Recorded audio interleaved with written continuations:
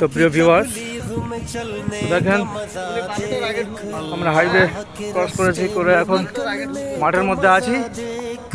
তো চারিদিকে মানুষের ভিড় আপনারা দেখতে পাচ্ছেন। সাথীরা সবাই হেঁটে হেঁটে যাচ্ছে। তো এখানে বর্ধমানে হুগলি আমরা জানি যে এখানে চাষ হয় খুব।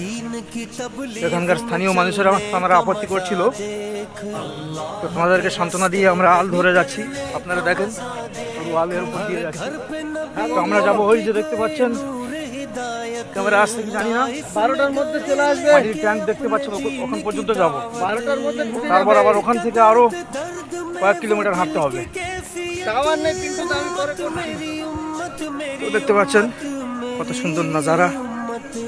আল্লাহ রাস্তায় মুজাহাদার জন্য সাথীরা বেরিয়েছে। হ্যাঁ, আল্লাহ সবাইকে কবুল করুক, সমস্ত সাথীকে। হ্যালো, আমরা সবাই দোয়া করব আমাদের ইস্তেমা যে উদ্দেশ্যে করা, সেই উদ্দেশ্যে যেন আল্লাহ পাক ভরপুর কামিয়াবি দেন। আমিন আমিন। তো মাশাল্লাহ, না কোনো প্রশাসন, না কোনো পুলিশ, না কোনো বাহিনী, কোনো কিছুই প্রয়োজন হয়নি, এত কোটি কোটি মানুষের সঙ্গম।